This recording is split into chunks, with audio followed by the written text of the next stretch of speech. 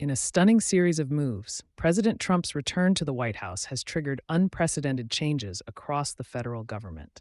Let me break down what's happening in Washington right now. Within days of taking office, Trump launched a massive overhaul that's sending shockwaves through every federal agency. First, he fired 17 inspectors general, including ones he personally appointed during his first term. These watchdogs were supposed to be independent overseers, but Trump dismissed them, claiming he needed good people in those positions. But that was just the beginning. The Justice Department saw a dramatic purge, with more than a dozen career prosecutors who worked on Trump's criminal cases being fired immediately. These weren't political appointees. These were career professionals who typically stay through different administrations. The National Security Council wasn't spared either. 160 career employees were sent home while the administration reviews staffing. These aren't small changes. We're talking about experts who've dedicated their lives to national security.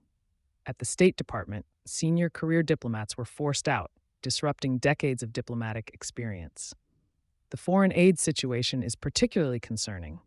Trump ordered a 90-day pause on most U.S. foreign assistance, affecting humanitarian and development programs worldwide. This led to hundreds of layoffs at aid organizations. At USAID, 56 senior officials were placed on leave, and contractors are being laid off en masse. The diversity and inclusion programs, they're being dismantled entirely.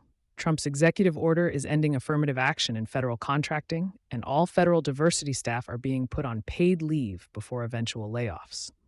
Major companies are already scaling back their diversity initiatives in response. Perhaps most shocking is the freeze on federal grants and loans. We're talking about trillions of dollars affecting healthcare research, education, and countless other programs. Even previously awarded grants are being halted.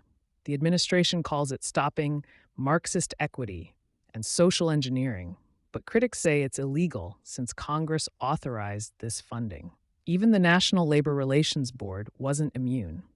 Trump fired its acting chair, Gwynne Wilcox, the first black woman in that role, despite her term running through 2028. Legal experts say this might violate Supreme Court precedent. This isn't normal political transition. It's a fundamental reshaping of the federal government. The speed and scope of these changes are unprecedented in modern American history, and their effects will likely be felt for years to come. The question now is, how will these dramatic changes impact millions of Americans who depend on these programs and services? Only time will tell, but one thing's certain. This is a massive transformation of how our government operates.